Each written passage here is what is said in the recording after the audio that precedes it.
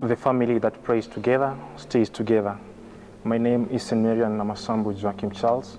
Welcome to our today's doctrinal reflection, guided by the theme, Why is the Catholic Church apostolic? As we all know, the Catholic Church has four main features. That is one, holy, apostolic, and Catholic. We can understand the Catholic Church as being apostolic from three dimensions.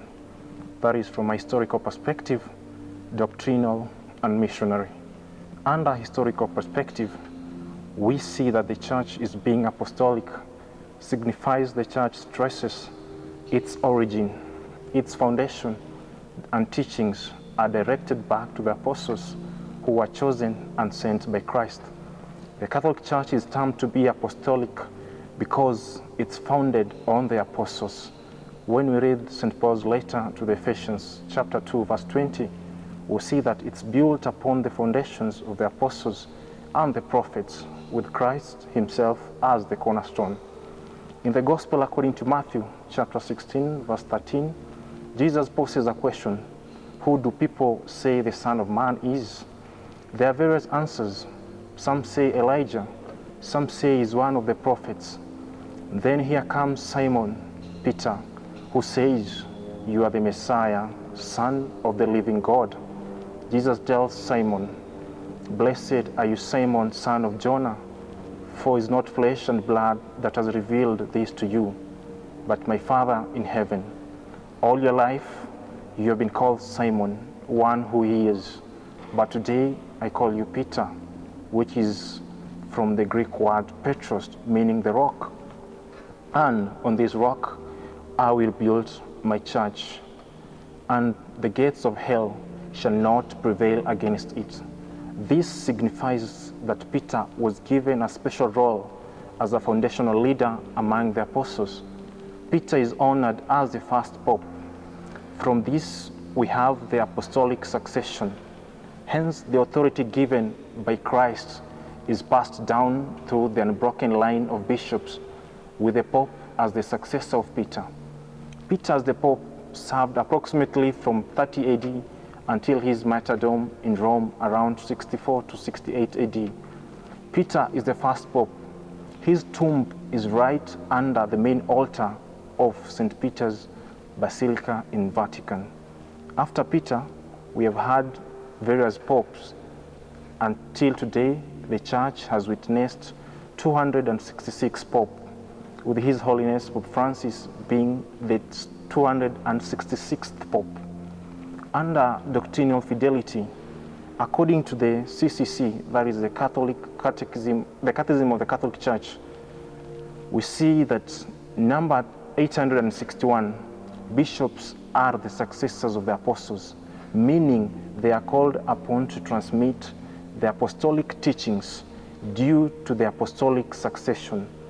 This ensures that the Church remains in continuity with the original faith of the apostles. The Catechism of the Catholic Church still stresses that the bishops in union with the Pope continue the apostolic mission of teaching, sanctifying, and governing the faithful. This preserves the purity and integrity of the apostolic faith, ensuring that the faithful are handed down through each generation. In the Gospel according to Matthew chapter 16 verse 19, Jesus gives Peter the keys to the kingdom of heaven and says to him, whatever you bound on earth shall be bound in heaven, and whatever you loose on earth shall be loosed in heaven. This passage is central to the Catholic understanding of the sacrament of confession. Jesus empowers the apostles and, by extension, the successors to forgive sins, which implies a need for the sinners to confess, and that's why we Catholics approach a priest for the sacrament of confession. A priest who acts in persona Christi is able to absolve one from sins. One of the bishops, that is Right Reverend Simon Peter Kamamoi, is always speaking so passionately and eloquently about the sacrament of confession. For him, the sacrament of confession and the Eucharist are inseparable. And actually, this confessional is the only tribunal whose verdict is always mercy.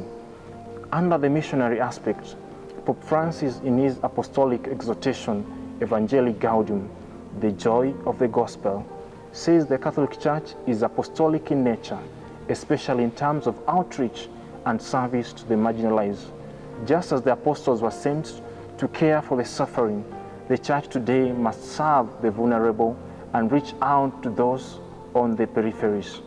The Pope calls upon each one of us to be a missionary disciple.